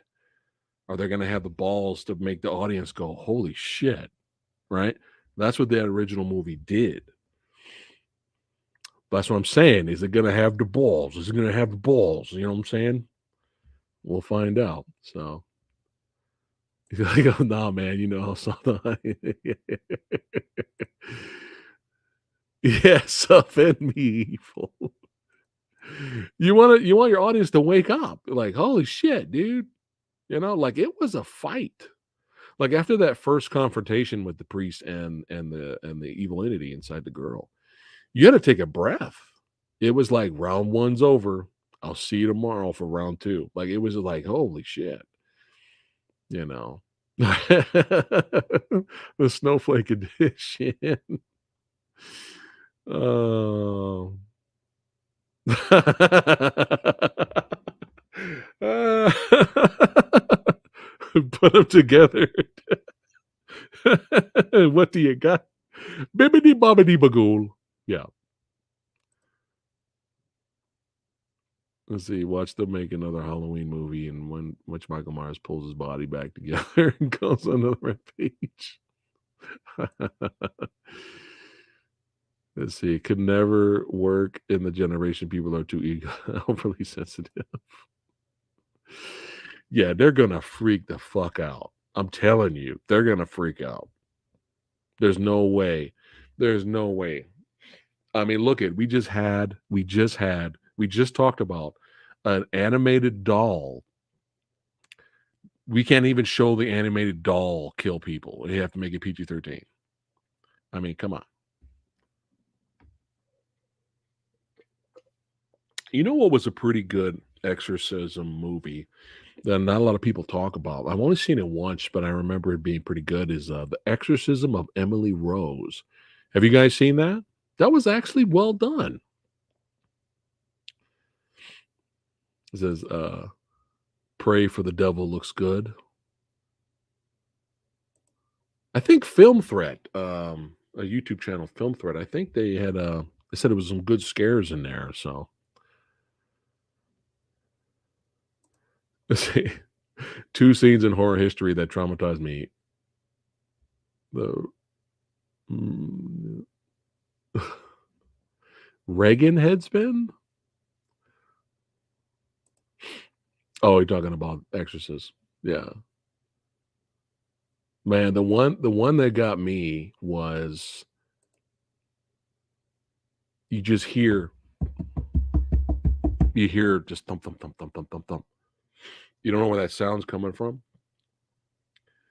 And the mother comes around the corner. She looks up and she starts screaming because the girl's running down the steps backwards. She's like running like this. That was fucking great. That was great. See what I'm talking about? Yeah, Max back here.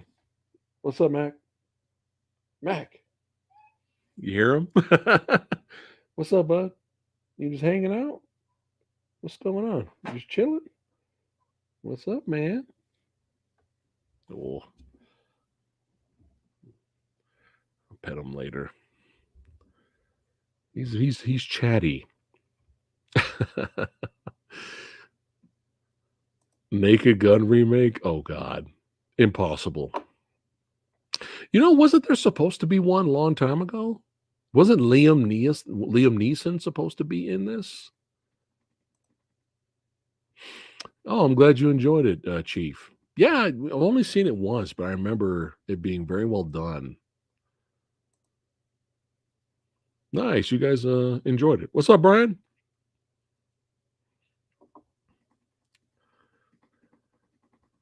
Well, it'll be a totally brand new movie. They won't be remaking the same jokes, obviously. So I guess it's possible. I don't know.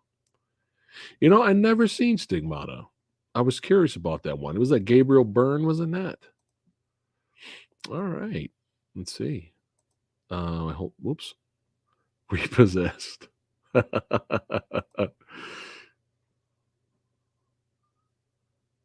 Devil's Reign. Was that the William Shatner movie?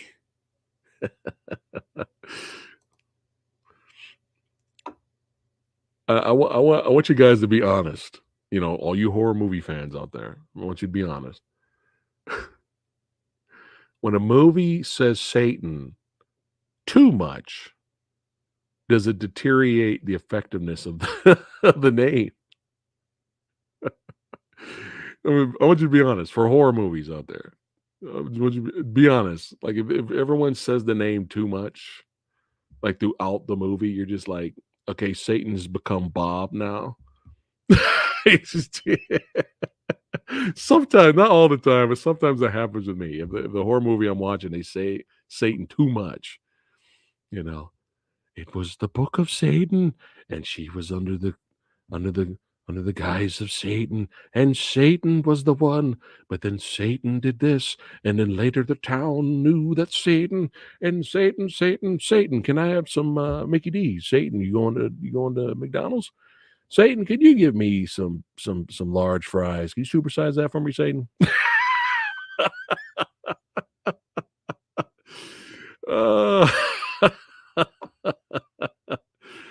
he said, maybe. I could see, it did have some funny moments.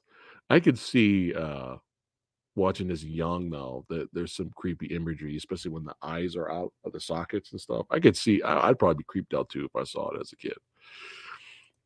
Now this was a solid movie. Everyone hates the ending, and I'm like, dude, Satan just came back from getting McDonald's, okay? He's in the church. He's getting ready to fight Arnold, okay? There's no way Arnold's gonna beat Satan. Could it be Satan? You see what I'm saying? It's losing its effectiveness, right? The horror movies say it too much. Um, see? But yeah, I mean, like, dude, I don't know. I thought the ending was. I know a lot of spoilers. Sorry, but I thought Arnold wasn't gonna punch or shoot and kill Satan. It wasn't gonna happen. So he had to think smart, and I know people didn't want to see Arnold die, but I mean, it's like, dude, what else was his choice? He had no other choice. I don't know.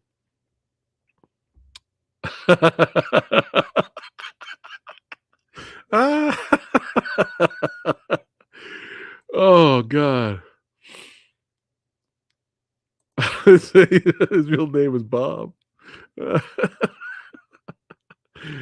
Oh God. I need to rewatch this. I need to rewatch this. I think I remember liking it, but I need to rewatch it. So, was Satan in it?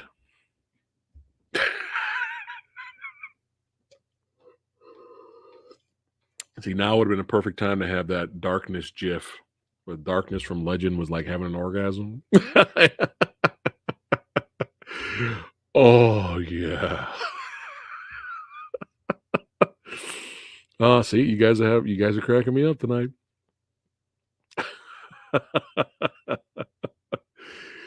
Oh.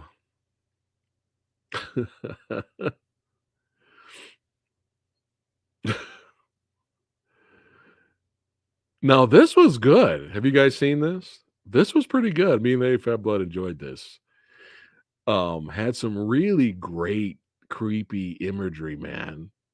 Like really fucking cool to the point where me and Lady Fat Blood, some parts of this movie, me and Lady Fat Blood were like, dude, how did they pull that off for back then? Because it's a silent picture. But what's really it's weird. It's almost like a documentary, kind of. But uh, unexpected with this movie is it's hilarious. Not like it's so bad it's funny. No, no, no. There's legitimately moments in here that are supposed to be funny, especially when you get to one of there's like a segment with an old witch, and the old witch is fucking hilarious. So yeah, like there's like comedy in this too. So it was really good. We enjoyed that one. Phoenix Forgotten. I have not seen that.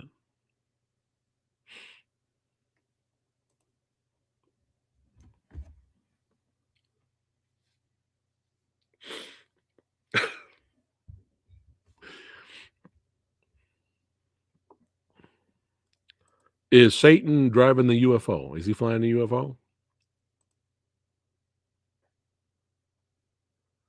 I see 3 a.m. on TV. Wasn't there a remake to this, and then they made another movie? Or am I thinking of a different movie? I thought there was like they did another one, and then they did another sequel or something like that.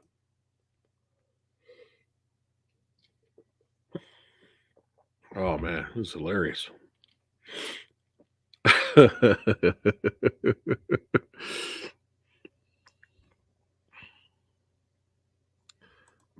Who would win? Kevin McAllister versus Dennis the Menace versus Prom Child? Oh God.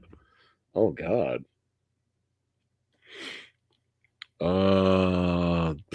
I'm gonna say Prom Child. Dennis the Menace, supposedly is not a bad kid. He just accidentally does stuff that gets on people's nerves. Home Alone's got a shot, but I'm like, nah, Problem Child probably do it. Damn it.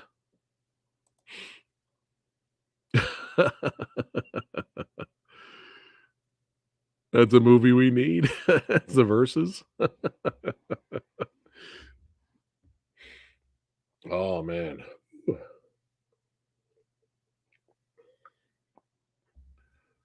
Oh, this is fun.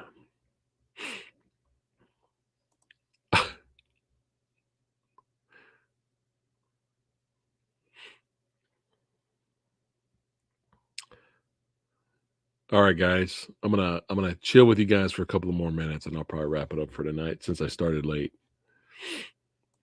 Hey, you never know. You never know. Dennis the Menace might get it. Dennis and Mrs. Home Alone too.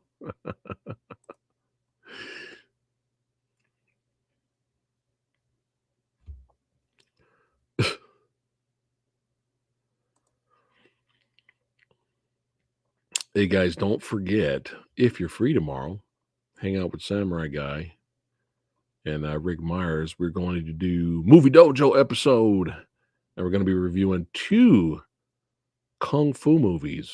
That's right. Fearless Kung Fu King and the Grandmaster of Kung Fu. So that will be tomorrow at 6 p.m. Pacific time. I have not scheduled it yet. But yeah, you guys are free. Hang out with us tomorrow. We'll have some fun.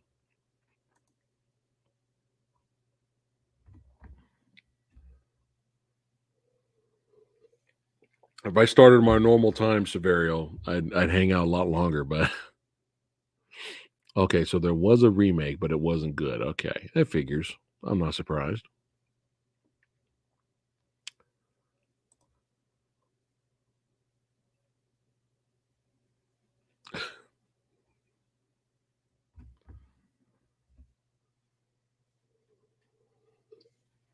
Did anyone watch Rosemary's Baby? And then at the end, when the old man, the old man was like, "Hail Satan!" There's no way nobody laughed at that. That was fucking hilarious. Come on. I'm sure you guys laughed at that. That was fucking funny, man. Great movie. Great movie. Just, oh my God, I was rolling. I was rolling at that, man.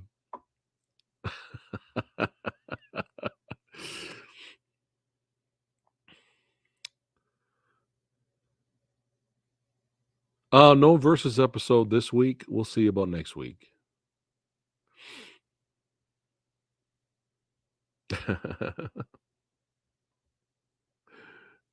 Oh, it's fucking funny. Just look it up on YouTube.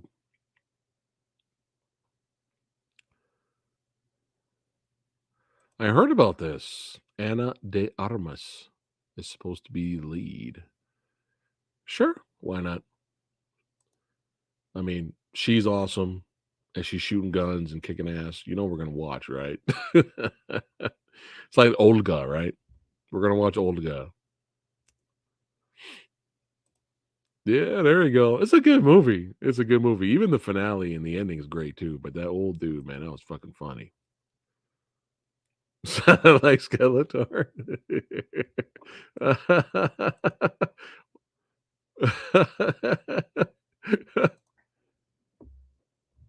Hail Satan!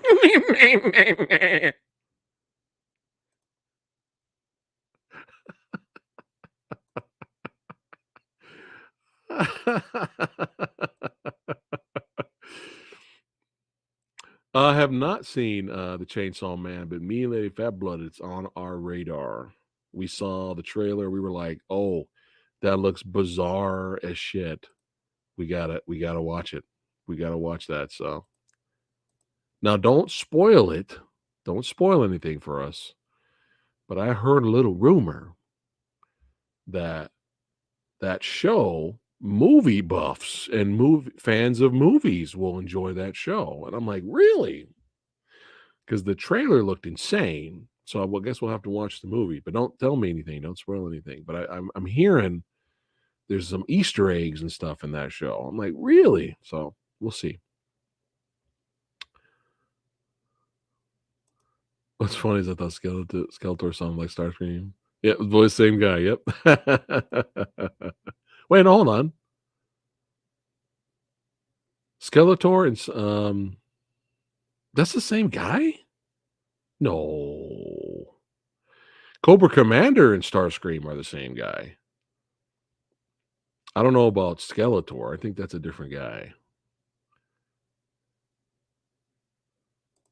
Okay, all right, nice. Thanks for not spoiling it. Awesome.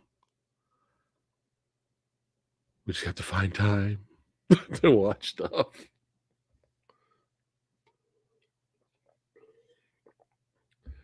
Oh man, Skeletor memes are fucking hilarious.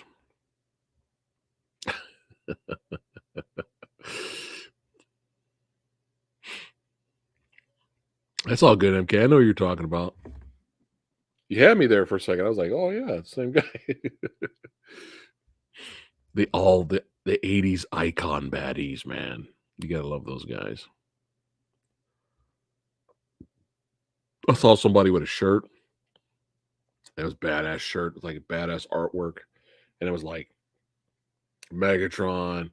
Cobra Commander was like on his shoulder. Down here was like Mumra on front. And then Shredder was over here. Who else was there? And Skeletor was there too. But yeah, it was all the big baddies all in the shirt, posing and shit. I was like, I want that shirt. The old He-Man was better than the He-Man.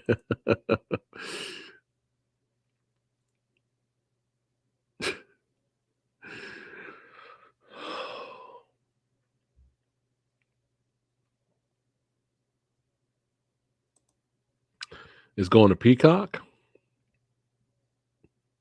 I'm just glad something's happening. We're moving forward at some point. I'm not going to get excited yet. I mean, you know, Jason's my boy, but I'm not going to get excited yet until I start seeing stuff like trailers, and we'll see. But and I mean, it's so bad. I mean, how old was the reboot? That reboot was what, early 2000s, mid 2000s. So it's taken that many years to do something Friday the 13th again because of this stupid lawsuit and people fighting over the rights and all this craziness. It's like, dude, you guys want to make money or not? Like, come on, get get with it, make a decision, and make some money. NXT do another war game, huh? Nice. This needs to be a death battle. I'm sure Mumra would win, but it depends on what Skeletor they're using. So there you go, 2009. Yeah, so 2009. And I've always asked, because when the 2009 reboot came out, it actually did well in the theater. It did pretty well. So I was always curious, why wasn't a sequel greenlit? Let's keep going. And I found out it's because of the stupid lawsuit. Oh my God. I have not watched Inhumanoids. I used to watch it. Back in the day.